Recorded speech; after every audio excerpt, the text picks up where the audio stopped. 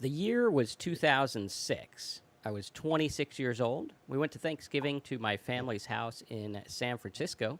And like I usually do, I skipped out on eating before the big meal because I always have trouble eating in front of people. Still to this day, a little bit of trouble I have eating in front of people.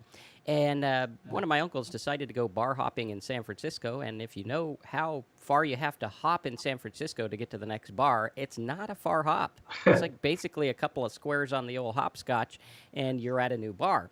And we went there and we decided to try every drink that everyone was telling us we should try for Thanksgiving. And I ended up pretty tossed before we even started dinner. Then at dinner, I pounded off a couple of glasses or bottles, I don't know, I wasn't counting at the time, of some kind of champagne, which will get you pretty quick. And I ended up getting extremely drunk that night. I didn't remember eating the Thanksgiving. I remembered an argument I had with one of my uncles. And I remember waking up the next day feeling like absolute crap. This was 2006, 26 years old. Woke up feeling like crap. Woke up swearing that I would use every psychological trick I had read about to stop myself from drinking. This was going to be the end. I had resolved in my mind that I would no longer drink again because I didn't want to look like a fool. I didn't want to feel the way I felt, and I didn't want to lose control of myself by drinking. And even though I mustered up all the courage and read all the psychology books and leaned on everything I had learned for years, I wasn't able to stop drinking. I actually didn't stop drinking until about 2014. And I had a long battle of these types of events where I would get drunk, I would feel terrible in the morning, and I would swear to myself up and down and sideways that I would never drink again. But I never could stick with it. The longest I could go was about 3 weeks of sobriety, and then I would get back to drinking. And I always wondered why. I was able to conquer everything else in my life. I was able to build a business, able to defy the odds with many other things in my life. And this one issue just kept plaguing me over and over and over again. And I couldn't see my way out. I couldn't find a way out. I couldn't figure out how to stay sober no matter what I did, no matter what I read, no matter how many people I paid to talk to me with their expert opinion. Nothing seemed to work. And today what we're going to do is we're going to talk to you about what happens when you find yourself in that position where you don't feel like you can quit, where you try and you make resolutions and you struggle and you don't know what to do, and you really want it. I know a lot of times you walk into a sobriety meeting, they say, hey, I don't feel like I belong here. They say, do you want to get sober? Well, then you have the qualifications to be here at this meeting. But are the qualifications enough? Is it enough just to want to stop drinking? Well, in my life, I found out that it wasn't enough. I found out that I actually had to do stuff because what I wanted, what I felt, and what I read all gave me options. They gave me different things I could learn and I can lean on, but what I did kept me sober. Sobriety is an active process. You have to actively be out there saying, what am I going to do to not drink today? What am I going to do to not drink even though there's wine flowing like water at the old Thanksgiving table? What do I do when everyone else is drinking? And I don't want to stand up and make a dissertation about why I don't drink anymore. I don't want to answer questions about why I decided not to drink or what I went through. I just want to be sober. So today what we're going to do is we're going to talk about our experiences. And I know Terry's probably got as many as I do about where we made that resolve. And we said, you know what? I am going to stay sober. But it didn't stick. And if you find yourself in that position, I want you to know one thing at the outset. There's a disclaimer. Terry and I are not doctors. And another disclaimer, detox can be deadly. Even if you don't think you're a big shot drinker, the amounts you have could be deadly. Whether it's a couple, whether it's whatever, go to the doctor. If you're detoxing, go to the doctor. Tell them what's going on. Tell them, hey, I'm trying to quit alcohol. Here's what I'm doing. Because this can be deadly, and we need to really focus on it. So today, let's open up the dialogue. Let's talk about what it's like. Let's talk about that Thanksgiving when I first realized I had a problem and why it took me almost 8 years later to figure out I wanted to stay sober. Terry, how you doing today? I'm doing well. It's a beautiful day here in Northern California, and it's Thanksgiving, and it's a quiet one because we're not supposed to go out. And that's what I do now. I follow the rules. Who would have thought, right? Following the rules is actually a lot less eventful, but it's also a lot better of a life, which is interesting. So, Terry, was there a time in your sobriety where you felt kind of like I did, where you were like, I swear I'm going to quit. I swear this is over, but it didn't stick? Yeah, that started a few years. Yeah, I guess a few years before I got sober, be, finally. And yeah, I kept trying that. I mean, I would do all the things that many people do. I'd be walking to the liquor store because it's a 12-minute walk, and I didn't want to drive because I was never sober at that point. And I'd be walking there and saying, "This is my last bottle." I did that day after day, day after day. The holidays just meant that I had to plan ahead of time. But of course, the liquor store isn't closed on Thanksgiving or Christmas and New Year's. It's open every single day. I mean, that's when that's when people drink even more. So of course they have to stay open. But actually, talking about the holidays, since today is an American holiday and for holiday for some others, um, the holidays for me, I didn't like them that much. And the reason why, when I was in the height of my drinking, is because I had to sober up a little bit more than I wanted to be because I had to deal with people. And that's what I find just the craziest thing. And that was the sole reason I wanted to just sit at home and drink like I wanted to drink, but I couldn't do that. I had to sober up and be able to talk to people and make them think I wasn't drinking before I went to the event or whatever it was, Mm-hmm. and like they didn't know. I mean, come on. But yeah, and that's the way holidays work. And then I did always look forward to the Christmas parties, the work Christmas party, because I get to get hammered, and you know the dog park Christmas party. We actually had that every year. We still do. Probably not this year, obviously, but we still do. It's all those different Christmas parties you get invited to, and then in the catering business, which I'm in, today or next week would be the beginning of our biggest money making time for 3 solid weeks, and that was another thing that we had to deal with. But the a few years before I got sober, yeah, I wanted to quit, and I was on that spiral. I couldn't, and I the non-alcoholics in my life would just say, don't, why don't you just quit? And okay, I will, and I'd try it. It'd last for half a day. I couldn't even get a full day down, and I had to get another bottle, and that's what I just kept on doing. It was just a frustrating, um, self-loathing time. It was difficult, Yeah. and eventually, eventually I ended up in the hospital, and I was able to quit at that point. But it was a long road. Many things happened. A lot of consequences happened, and consequences that I had to deal with for a long time. And it's tough. Yeah. But yeah. And I think it is tough, because we look at it and drinking has become our default and it's become easy. And especially when you're with family, like I don't know if you're like me, but my family is kind of anxiety provoking. They're loud, they're boisterous, they have their opinions, and they know why I'm wrong about everything.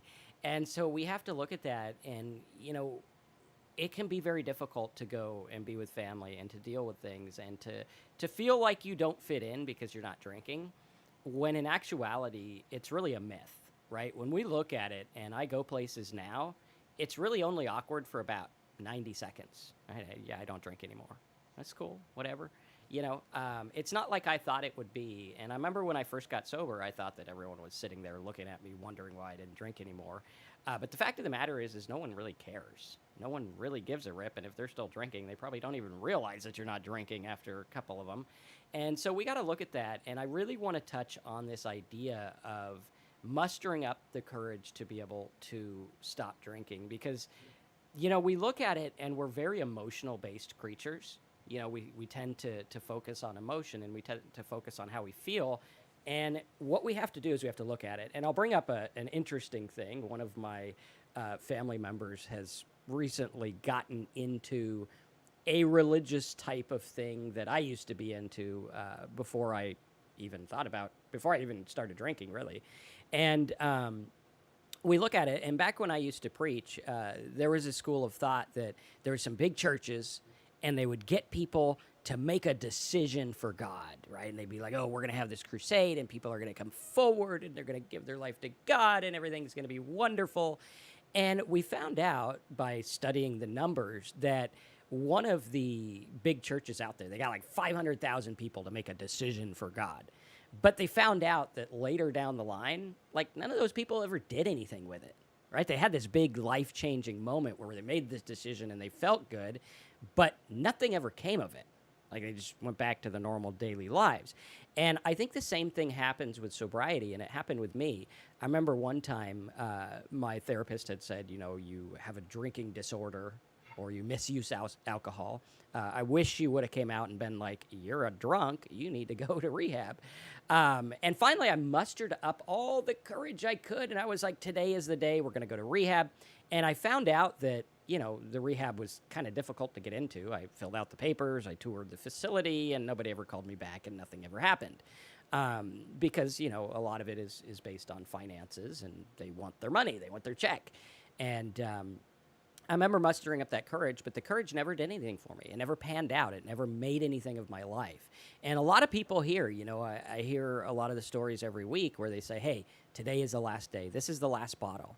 And if I had $1 for every last bottle I drank, I'd probably be able to buy a new car or something like that. Maybe if I had $10, I don't know. Maybe overstating there. But we have to look at that and say, you know, mustering up the courage, having that feeling of I want to quit is not enough. Willpower, as we have found, is not enough. If willpower was enough, we'd all be sober all the time. Wouldn't be a problem. But the fact of the matter is there's something going on that's bigger at play.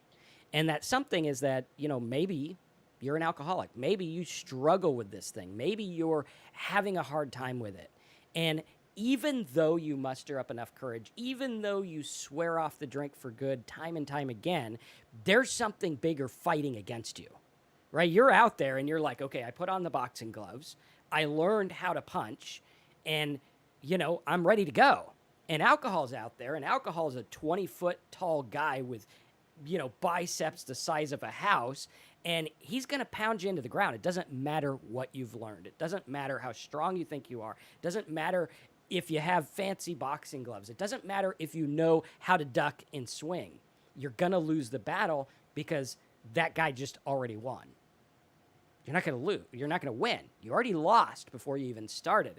And what happens is we try to fight and fight and fight and fight rather than giving in and saying, you know what?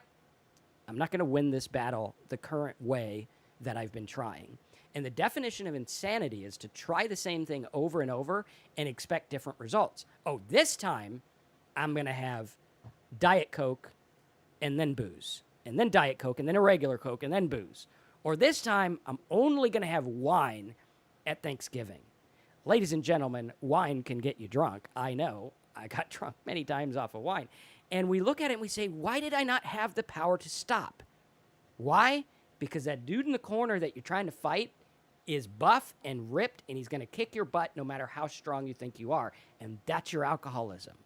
And it's out there, and it's telling you, hey, you know what? You can fight me. You might win this time. You know what, buddy? I'm going to give you a free shot right here. Come on, give me a free shot. And you go through and he gives a free shot, and it doesn't even faze the guy. Why? Because he's fighting a different battle than you. And if you use willpower to try to defeat something that willpower cannot defeat, because your willpower says you want to drink. That's what mine told me. And you try to do it, and it doesn't work. What you have to do is you have to say, you know what? Forget the boxing gloves. Forget the fight.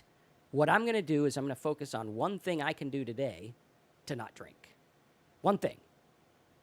And I can keep repeating that. And it might seem silly. And it might seem small. And it might seem uneducated. But you know what? I'm going to do that. And then I'm going to do it again tomorrow. And the next day. And the next day. Because I can't beat this. I can't beat it. That's why I know today, if I went to the bar, if I went to Thanksgiving, and I said, guys, I'm 6.5 years sober, I want to celebrate by having wine at Thanksgiving. It might be a good wine. It might be good. It might be okay. I might not fall that day, but I will fall. I know the way my mind works, the way my brain works, the way that alcohol enters into my system and changes the way I think, I've lost before I even began. And we got to stop looking at this as a willpower fight game, because it's not. You can't muster up the courage. You got to do something. Everyone who mustered up the courage and got sober is because of what they did, not because of what they felt. And I think that's really important to recognize. Yes, it is. You know, for me, it was that surrender, that initial surrender that got me on that journey. And that surrender meant asking for help and letting that help happen. And then once I got there, and that's where actually Marcus and I met, was in rehab. But letting them teach me about my disease and teach me that, you know, you don't get over this thing. You have to work on it constantly or consistently. I don't say that I have to work on my sobriety constantly. It's not a battle, but it's a consistent thing that I have to do daily. I have to keep it in mind all day long, or, you know, throughout the week and throughout time. But, you know, I had to listen to what the people that had been through this, most of the counselors there were recovered alcoholics, and listen to what they'd been through and understand that what they've been through is what I'm going to go through, what I'm going through, and that their answers are going to work. I had to believe that. And that was part of the surrender. And I had to get honest with myself and, you know, just be honest about everything, about my addiction, about the lies that I've done and all that stuff. And, you know, once I got out of rehab, I started to take some of that back, that surrender. I thought I could do it on my own. I stopped reaching out and I took back my own will. And then I started drinking again until it landed me in the hospital. And that was the scariest thing, because that hospital trip almost killed me. You know, I wasn't going to come out of my coma. That's what they said, and I did. And then I was able to get sober, but I needed that wake up call. But you don't have to go through that. It's a matter of the surrender in the beginning and then continuing on with that. When I did finally wake up and I got sober, I realized that I needed to do stuff every day, and I needed to keep reaching out to people that knew what they were doing, because I had to learn a new way to live. Rehab taught me of a lot of stuff, and they gave me a start on a new way to live, but they don't teach you everything you need to know, the little day-to-day things, you know, those things in early sobriety, avoiding alcohol, or the Thanksgiving meal that we're going to have today. I have a nice non-alcoholic drink that I'm going to have. That's what I'm going to have. I already have it planned out. No, I know what I'm going to have because, you know, my wife's going to have some wine. It's just two of us today, but if I was going to a big event, I'd bring something. Or if the person knew I was an alcoholic, they'd probably have something or ask me what I wanted, and I'd tell them, and they'd take care of it. But it's those little things that I have to do on a daily basis. And then, you know, not going out. Last night is the biggest bar night of the year, according to what the news says. And you know, they were trying to curb it because of COVID and all that. But you know, not going out on that bar night. And, you know, that bar night's because people come into town and stuff, and you haven't seen them for a while, so let's go have a drink at the bar. And most people, that's what they do, and that's great. But for me, it would be something, I don't think so. I'm not going to put myself into that situation. Nowadays, after some years of sobriety, I might have done it in a non-COVID time, but, you know, it's something that I'd really think about. And I'd make myself accountable, tell somebody that knows that I'm sober that I'm going to go meet some guys over at this place, and it is a bar, and that I'm just going to have a Coke, and that's it, and I'll call you when I'm there, or whatever, you know, making myself accountable. And those are the type of little things that I try to do. And that all comes from that surrender in the beginning, getting honest with myself, being open-minded for what things that other sober alcoholics that have maybe have more sobriety than me, or maybe less, but they have some good intuition that what they say, things like that. Absolutely. And it's interesting too. Michelle says surrender is hard. And Yes. it's interesting because it is hard and it's not hard at the same time. Because if you look at it differently, you have surrendered. You've surrendered to alcohol. So all we have to do is switch that. And when you realize that, you know, it's not as big as a thing as you think, it's not as big as your ego wants it to believe. And when you look at it, it's like, okay, is surrender hard? Well, right now, is what you're doing working? Is drinking alcohol working for you? Now, there's millions of people across America and across the world that alcohol does work for them. You'll probably meet lots of them today at Thanksgiving if you're going out. And for us, it doesn't.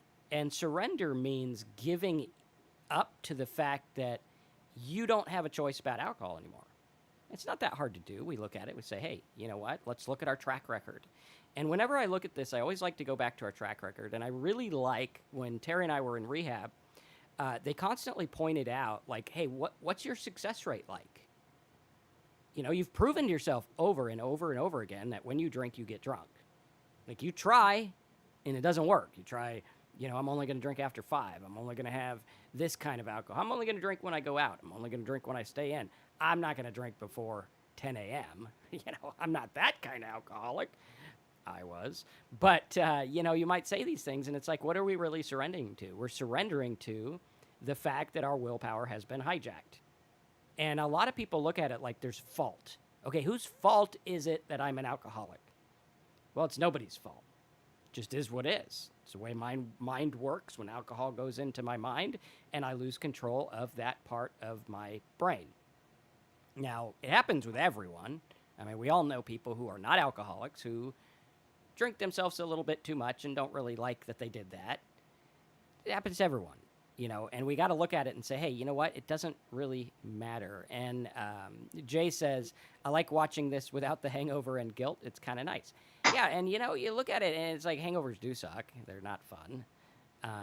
And the guilt that comes with them is very bad. And I always thought that guilt was enough to motivate me into sobriety, and it never was. Never was. I stooped to new lows every time I had a new guilt session. And, you know, when I finally surrendered, it was the most freeing thing in my life. Because now I'm like, now I know the problem. I know the problem. It's alcohol doesn't work with my brain. Okay? Now I know it's not like a moral failing. It's not a weakness. Although we do things that are moral failings when we are drunk. But in and of itself, is that a moral failing? No, it's the way that your brain responds to alcohol. It's the way your body responds to alcohol. It's the way that you're wired. So now that I know I'm wired that way, like you wouldn't go, like I have a brother-in-law, and the guy's allergic to damn near everything. Turkey, beans, fish, certain things, like everything. When you cook for this guy, you gotta like, you know, great guy though. And I would never look at him and be like, you're so weak. You can't even eat turkey. It's Thanksgiving. Come on, man. I mean, we got Thanksgiving. No, we made a mistake. We made ourselves some turkey. And we look at it, and I would never look at that as a moral failing or a weakness. Like, oh, yeah, you break out in shock, and you got to go to the doctor because you had some turkey a little weak. No. So why do we look at alcohol any different? What we have, some people describe it as an allergy. Some people describe it as, you know, a different response. And the fact of the matter is it is what it is. And you know what? I'm glad I have the allergy. I'm glad that I had trouble with alcohol, because without that, I would have continued on with my same way of thinking, which was a trap. Because it was thinking that got me there. I was like, hey, this is cool. I can have this alcohol, and it makes me the smartest person in my own brain. That's great. And there's a couple people in there. It's kind of a scary place. And we got to look at that and say, hey, this gave me the inadvertent awakening I was looking for, that I wasn't looking for. Wasn't even looking for it. I just didn't want to fall over drunk. I was tired of like falling over and being drunk all the time. That's all I wanted. I wanted to get sober so that I could make more money. I want to get sober so that I would feel better. Hi, Stephanie. I want to get this so that I can have this. And about 9 months, a year into sobriety, I was like, wait a minute. My life is so much better. Was it because I made more money and because I had all that? No, those didn't happen. Actually, my first year sober, I sucked at making a living. Terrible. Good thing I sold my house drunk, because otherwise wouldn't have much to live on. And I was having a hard time. but it was one of the happiest hard times because I realized that everything I believed was a lie. And now I could choose what I wanted to believe. I could literally say, this is what I want to believe. This is what I want to put into my mind. So instead of reacting to the world, and instead of acting like the world is happening to me, I'm an alcoholic. I didn't get this.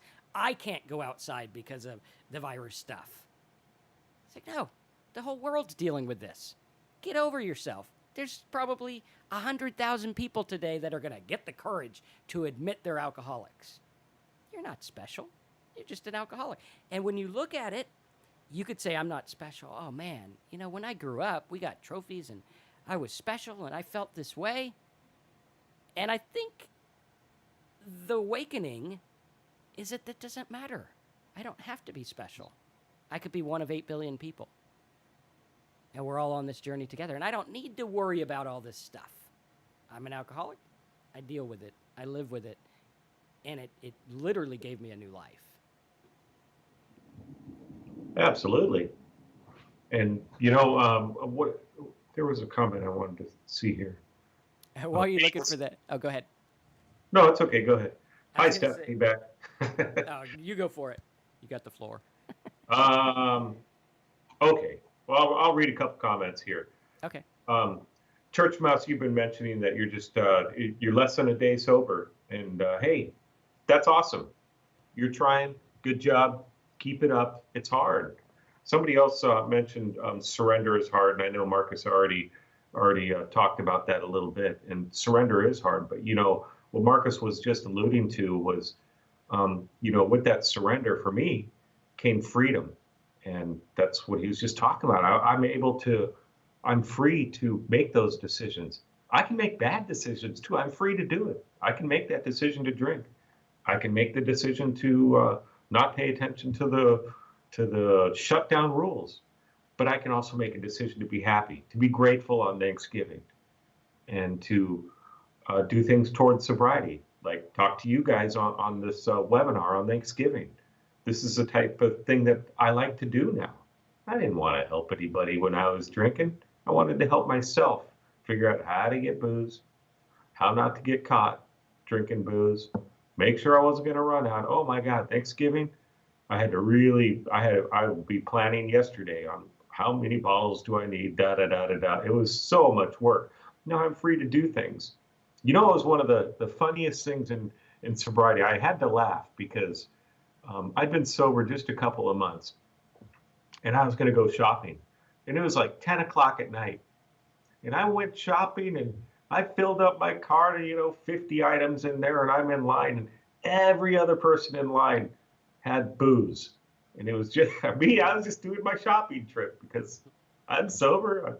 I can go shopping anytime. I don't have to worry about driving or anything like that. And I think I made some people mad at me. I let a couple cut in front of me, because I had so many items, and they had like one check stand open like they do at nighttime. But it was pretty funny. That was a freedom. I realized at that point I'm free to do whatever I want, whenever I want.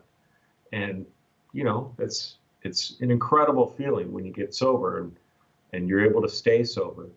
And the struggle is difficult. That surrender, that's a difficult thing. For me, it meant that I had to give up my life for the first time for 28 days. And then the second time was, I don't know, it was probably 3 to 4 weeks again. I was out of it. And then when I finally got sober, there was nothing. I had pretty much wiped away most of my stuff except for my home that I lived in and my dog. And that's what I had. And I had a good friend. And that was it. And there were some people that were supporting me, but I'd kind of driven them out. So they were leery to come and say hi or talk to me. They probably wanted me to prove that I could stay sober. I don't know. But that freedom was there, and I was able to slowly build on it. And right away, I concentrated on being grateful for what I had. And that was, at that point, I didn't have much. It was pretty much, I was grateful for the day, that I had a day, because I almost didn't. Absolutely. And I think touching on the theme of freedom is a very important one, because I don't know about you guys, but as an alcoholic, I hid my drinks. I lied about how much I had or how much I had in, stockpile or whatever. And it was always a constant battle. And it was a battle of pride of I can drink and I don't want you to know about it because this is my life and I do what I want. And the funny thing about getting sober is oftentimes we think that it's going to be more of the same. Like, oh, I can't drink now. And you see those people, you go to the meetings, you talk to people, you see those people who are sober and they're back in the back of the room or in the front or whatever, and they're absolutely miserable because they can't drink. And they're like, I can't drink. And it's funny because in the beginning of sobriety for the first maybe year, it wasn't I can't drink. And that worked for me to say, okay, I can't drink because, yeah, I know what it's going to do. And then it got to I don't want to drink anymore because I realized that my life was much better without it. And now I realize I have the freedom. I have the freedom. I can go get, something. I know my wife cooks with rum. She makes the sweet potatoes with rum. We got a bottle in there. Yesterday she got it out, and I looked at it, and I was like, I could totally down that right now. And I thought about it. I'm like, I don't want to. I can, but I don't. Terry could have stocked up his cart with everything he wanted. It's old enough. He's got his ID. It's not against the law. Get as much as he wants. But I think the difference now is he doesn't want to. Because we look at it and it's like, why would I want to do that? Why would I need to be that way? Why do I need to be shackled to alcohol? And it's not to say that everyone who drinks alcohol is bad or wrong or anything. It's fine. That's their prerogative. And many people drink responsibly. Just for me, I wasn't very responsible with my drinking because the drinking took away my willpower to do pretty much anything except drink more. It took away your freedom. It did take away my freedom. It was like being locked in my own prison. I can't even begin to tell you what it was like to be chained to alcohol. To have to know, hey, I'm going to get on a plane. I need to have this much before I go on the plane. I have to wait 15 minutes till the cart comes down, and then I have to get alcohol. And plain alcohol is pretty expensive for what you get. Get like a little thing for $10 or whatever. And I had to ration. I had to figure out how much I was going to have. I drank pretty much all day, every day. And when I ran out, there was hell to pay in my own mind because I was in a prison and I couldn't get out. And I didn't realize, you know what this prison is? It's chemical dependency. I'm dependent on a chemical. It's all it is. And without the chemical, the brain starts to heal. But the problem is people say, well, maybe a little bit of the chemical will be okay. Maybe a little bit. Maybe if I have it with Diet Coke. I mean, if I have a gallon of water and a glass of booze, it's got to wash itself out, right? I mean, and this is the way we think, and we don't realize it's insanity until you come on here or you go talk to other alcoholics and you say, wow, I feel the same way they do. I get it. And then when you listen and you say, hey, this can make things different. Now, I want to take a segue before we go into our comments and questions. If you guys are appreciating the show and you like what we have to share here, if you want to support the channel and actually learn about sobriety, Terry and I have put together a 30-day sobriety class based on 30 letters that I wrote to my former self as an alcoholic. We go through the letters, we give you the PDFs, we have audio recordings, we have videos, all kinds of things to help you get and stay sober. And it's less than the price of a cheap drink a day. So you can go over to TalkSober.com, right like this, TalkSober.com, click the big yellow button, and for $27 a month, you can get access to all that, including other stuff that we are adding all the time. You can also get a private call with me and Terry if you feel like you need to talk to someone privately about your alcohol. We can go through that as well. And there's other resources over on TalkSober.com as well. So if you want to support the show, go to TalkSober.com, click the yellow button, sign up, and know that you're helping other people and helping us and getting other cool stuff. So that's my commercial for today. Back to the regular programming. Thanks for having my back, Derek. I appreciate it. And good to see you here today. I guess lately you've been driving your truck. But awesome to see you. And everybody else, good to see you all. Jade says, I'm a year and a half sober and I'm still struggling with obsessive compulsive thoughts, urges, and lots of drinking dreams. I still feel taken hostage. All right, Jade. Well, the interesting thing about that is that your thoughts have no power unless you give them power. This is something I learned that was important, and it's interesting because I would used to have drinking dreams, and I'd wake up kind of irritated. Now I wake up happy because I'm like, wait a minute, that was a dream. I didn't drink shit. I'm good. And that's kind of an interesting thing. Also, Jade, I would look at the fact that some psychologists, I'm not smart enough to have letters after my name, but some psychologists do say that OCD is like the cousin of alcoholism, or alcoholism is the cousin of OCD, because it's an obsession of the body and the mind and a compulsion to drink. So I would venture to say that, you probably struggle from a lot of that stuff. And what I find is that what helps me is realizing that it's not real. Realizing, hey, you know what? This OCD thing is the working of my mind. See, what happens is your brain tries to trick you and say that it's all about the content.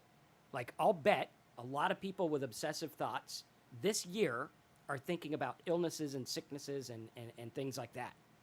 Is it because we're just loons, or is it because that's what we're hearing? Therefore, that's what we focus on. Okay? Otherwise, for me, I'll give you a little insight into my life. I smoke cigars and I smoke a pipe. I have obsessive thoughts that my cigar and my pipe is going to light the house on fire. Even now, as I'm talking to you, there's a voice in the back of my head that says, now that you've told people, it's probably really going to come true this time. And, I'll drop a little tiny ash that's not even smoldering. It'll fall on the floor, and I'll dump a gallon of water on it like a maniac. Now, I used to look at it and say, what's wrong with me? Why do I do that? And I look at it and I laugh and I say, whatever. Whatever. Your brain's wired that way. Big deal. And when we look at it that way, whatever the thoughts are, there's an excellent book. I think it might be hard to find. It's called The Imp of the Mind. IMP of the Mind. Disclaimer, it's got some weird stuff in it, but I think it's a really good book that describes OCD. And, OCD and those types of thinkings, again, I'm not a doctor, but those types of thinkings, I think the problem with our society is that we take it as gospel truth. Okay, I thought about a bad thought when I saw something. That makes me a bad person. No, it doesn't. It makes chemical impulses in the brain. All it is chemical impulses in the brain. If you believe that your brain is so strong and you should be able to control your thoughts and you are almighty controller of everything your brain does, have another sip of alcohol. It'll prove you wrong. And the fact that you struggled with a drinking problem proves it wrong. Your thoughts can be changed with one glass of alcohol. One glass, that's all it takes. I know my thoughts change. And so when we look at that and we surrender not only to, I'm an alcoholic, but we surrender to, hey, this is the working of my mind. That's all it is. It's just a working of my mind. Then it starts to dwindle and go away. And you start to realize that OCD is just a thought. That's all it is. I don't wrestle thoughts. One of the worst things I ever learned when I used to be a preacher was when they said, take every thought captive because you're in a war. You're not fighting thoughts. You're fighting angels and demons. And they literally think there's like an angel and a demon over here, and one's telling you this and one's telling you that. It's chemical impulses in the brain. That's all it is, right? There's no angel and demon or whatever over there. I've never seen them, right? Sometimes I have a chip on my shoulder, but I don't have any angels and demons on my shoulder. And we got to look at that and say, you know what? To hell with all this. I can live my life and I can be serene and I can be okay. And I can accept the fact that sometimes my thoughts are one of the things I can't change. God, grant me the serenity to accept the things that I can't change. I can't change the working of my mind, but I can change the content, and I could obsess about good things. At any rate, that's my spiel on my struggle with OCD thoughts. Yeah, but you're right. I hear a lot with other sober alcoholics, and they say things like, first thought wrong, second thought wrong. And really what that's saying is take that break. That's part of the reason we talk about, if you're craving a drink right now, take 15 minutes, go do something else for 15 minutes, or just sit there, or whatever you're going to do, but don't take that drink right away. It's going to allow you your mind to just kind of calm down and start to think a little bit rationally. and not take that first thought of, I'm going to go do this, I'm going to react this way. It's going to allow you to respond, which is going to be much more effective. Well, at least usually it is. Not necessarily. We do make those bad decisions anyways. But no, what you're saying is great. Yeah, Don, oh, did you want to add to that? I did, but my thought went away. Okay. Donna says, with a near past of eating disorderness, dealing with food fears, anxiety, being the one in charge of kitchen fabrication organization and staying in the sober lane can be rough. Yes, it can be. And, though, for me, as a professional chef, and we cater in bars and I work in a restaurant that has a bar right there, and there's everything I've done in my professional life there's a bar involved, and that can be rough too. But at the same time, I haven't had the difficulty in dealing with it.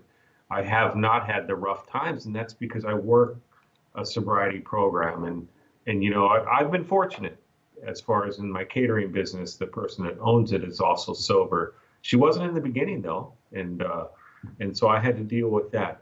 But that was doing little things like I have already talked about today, making myself accountable. When I first started that catering gig, 5 months after I first got sober, I called another sober alcoholic, said, "This is where I'm going, and they're going to be serving booze. So I just want to let you know, I'm just putting it out there. And I'll call you in the middle and I'll call you at the end." Those simple little tools that we learn. And, I was okay. And I'm still okay when I do those events. Although there's some people that I know that are sober that, they can't handle, they can't stand the smell of alcohol. Me, I work around it. It's no big deal anymore. I was a little worried at first, but then I realized I learned what I can handle and what I can't. It's not like I go around smelling the glass, though. I'm not going to volunteer that action. I just try to use common sense. And it can be rough though when you got all the things that to deal with as far as being in the kitchen and there's alcohol all around, and maybe you're using the wine to cook with or brandy or whatever, and it's right there. It's so easy. But for me, it's just not worth it. And I just Absolutely. try to keep that Um, in mind. I'll put the link to the Imp of the Mind book in the chat box. It is an affiliate link, so I think I get like a penny if you order it, just as a disclaimer, because I had to find the link and it was easier to find on there. Um, so that's the link to the book there. You could click it and get that. It's a fantastic book for OCD. I would recommend it to everyone. We'll probably do a review on it here in a little bit. Um, Also, I think what was I going to touch on? Yeah, for the person that's dealing with the food stuff, I deal with that too. I'm like one of those nutcases, which thankfully Terry has made me better at it because as a professional chef, I trust his food safety guidelines quite a bit. But I used to be really, really nutty about it. Like when I would cook for that family member, I would like literally clean the grill to no end. Like I go buy a new barbecue to cook for the guy. And so what I look at is like worst case scenario issues, and I look at how I can be because I dealt with an eating disorder too, which was pretty bad for a while, and I realized, hey, it's okay. I eat every day, so I'm gonna be okay. If you're eating not enough, you could eat a little bit more every day. Recently, I had to switch up my diet completely because of some issues. And so we look at this, and one of the things I look at with those type of thoughts is worst case scenario, because we always have this worst case scenario, and usually it's linked to something that happened to us. Maybe for me, and my daughter has it too. I get terrified when people choke. And I always remember one time my uncle choked on cornbread, and you can't Heimlich cornbread. Like that's a tough one. And I was terrified of it. And now to this day, that triggers those thoughts. Does it mean something's wrong with me that I think everyone's like having a hard time choking when realistically they're just, sometimes it's normal. Obviously, if someone's really choking, deal with the issue. But mine's over responsive. And a lot of us, what we have is we have over responsive systems that respond to stuff with an overreaction. We're like the guy on the freeway and you see a pebble and you squeal around the pebble. because you're freaked out. You're over responding, overreacting to things. And what I learned and what sobriety gave me is that I don't need to be that way anymore. I'm going to be okay without it, because the worst case scenario, I can't really do much about it anyway. You know, we try to prepare our lives. We're like, okay, I'm going to prepare for a hurricane or an earthquake or whatever it is, wherever you live. Or I'm going to put on 12 different masks to go outside. You know, you see some of those people. I saw someone the other day. She had like a full-on hazmat mask. I'm like, damn, you know, that's cool if that's what you want to do. For me, you know, that would play into my OCD of, you know, you have to do all this.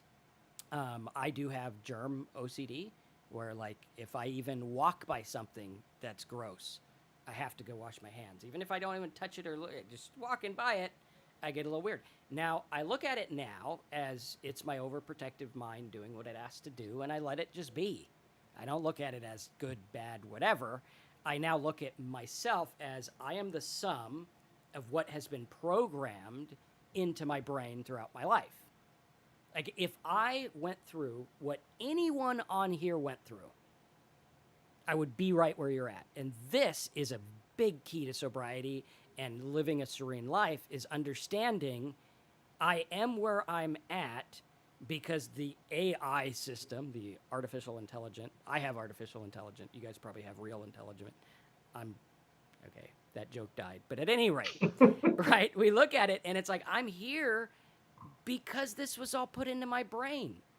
Like, I remember one of the things one of my therapists told me, because I was like, hey, because of all this, I have this.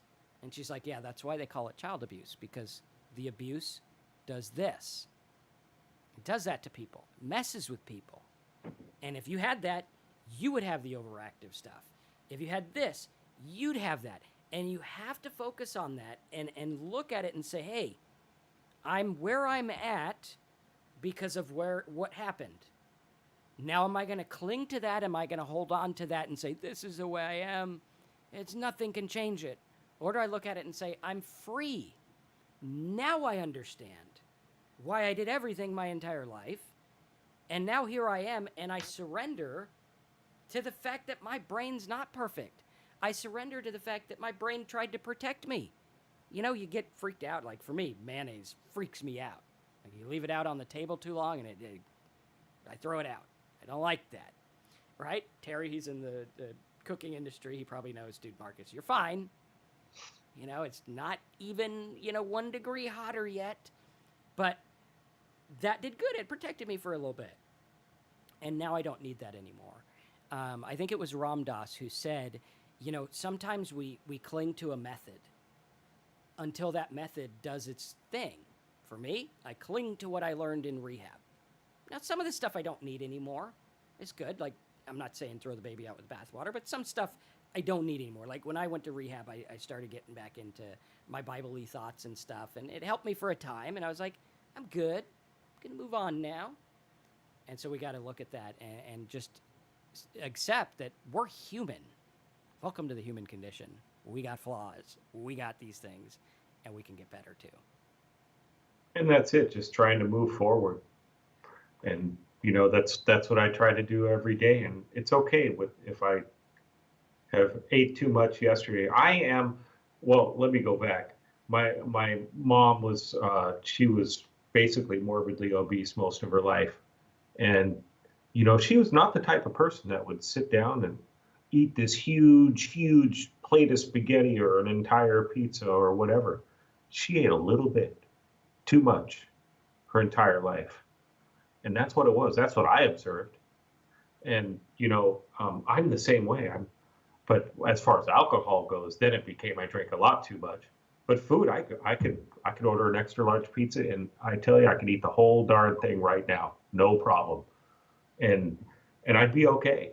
And for me, it's just a matter of if I did that yesterday, today I just think about moving forward. But I also try to do certain things in my life as far as like not overeating. It's the same thing with alcohol. I don't have any in the house. There's a bottle of wine over there that my wife has, and it's in a cupboard, and she keeps it there, and she has herself a glass of wine here and there. and that's great. But as far as anything else, I don't keep it here. I don't want to sit there and be seeing what I like and, seeing it there and, oh, I'm going to willpower it away. Same with food. We don't have any bad stuff in our house. We haven't for quite a while. And it's frustrating, especially nighttime. Yeah, I eat dinner early, eat dinner like 5:30, we finish. That's really early. I'm getting old. But 8 o'clock, 9 o'clock at night, when it's getting later in the evening, I'm hungry and I want to eat something bad. I want to eat a bag of Doritos or something like that, but I don't have it because I know that's what I'll do. you know. So I have to do these little things, and that goes with alcohol as well. I don't have any in the house. I try to keep the right attitude as far as that goes. The Thanksgiving events that people maybe go into, I have that game plan. These are the types of things that I have to do to keep myself, to keep myself serene and happy is just try to build my self-esteem by moving forward in the right direction. I exercise, all those little things, they add up and they help me a lot. Absolutely. And it's cool because the little things are enjoyable. We just don't think they are. Like for me, I hated eating apples. The skin of an apple bothers the hell out of my teeth. I don't know why. Huh. And the doctor told me, he's like, eat an apple every day. And I'm like, okay. Sometimes once I'll skip like one day or something if I forget or I'm too tired. But every night when they're watching their shows or whatever, I'll get my apple and I'll get my stuff and they'll have their desserts and everything. And I actually find it good. I'm like, hey, I Yeah. actually enjoy this. And I think it's just the little things that go a long way. Little changes in your day over time will be big changes. Little things you do will be big things. Like Terry was talking about his mom. She didn't sit down and have, an entire plate of lasagna. Little tiny things. One soda a day. I remember my aunt stopped drinking sweet tea, lost like 40 pounds in a couple months. I was like, damn, okay. Sweet tea is basically like pancake syrup for the South, but at any rate, you look at it and it's like, hey, one little thing. And the one little thing I'm going to do is I'm not going to drink today. I'm not going to do it. Yeah. One Mama Lisa says, I wish one day we could have a Talk Sober conference. That would be awesome to see each other. We are thinking about doing that, obviously, after the lockdowns are done. Yeah, I mean, figure something out like that, like maybe a seminar or something like that. But again, if you do want to do Zoom calls and stuff, head over to talksober.com, click the big yellow button, sign up, $27 a month. You can get all the kinds of tools and stuff you need to get and stay sober. And I like disclaimer, it. we're not doctors. Yeah. Armando doesn't like apples. I like apples. I don't like the skin. I do like Oh, apples, but the skin I have to like take the little tiny pieces, otherwise it like does something. It's like the chalkboard kind of deal. but as a chef, when there's an apple sitting there on the line, and then there's a container that has French fries that just came out of the fryer, which one am I going to eat? I'm going to go for the French fries. That's just it's the way it is. So I have to understand that. I have to And make I have to plan ahead of time. This is the same thing with alcohol. I have to plan ahead of time. So, one thing I will do here and there is because, like, for dinner, and I get it, whatever's on my plate, I'm going to eat it. If that plate is completely full, I'll finish it. But one thing that'll help me not finish it is an apple. Like an hour before dinner, it's got the fiber, it fills you up. It's only 75 calories, right around there, maybe 80. It's not much. It's a lot of filling for little calories. And then that might make me get too full. And maybe I can turn that switch off, just maybe at dinner. And then it's a little step, the little tricks. yeah, yeah, and that's the key. And one thing too, if you like the French fries, I got an air fryer a couple weeks ago, and it actually does French fries and potatoes pretty good. Oh, okay. hmm It's a little bit different. It's like it dries things out quicker, but now that the doctor was like, watch your grease, I can't really go deep frying things too often. But I do like me some fried food, so it is a good alternative. We're going off on a tangent, but I have to say one more thing about that. We do sweet potatoes tossed in egg whites, and then salt, cumin, paprika, pepper.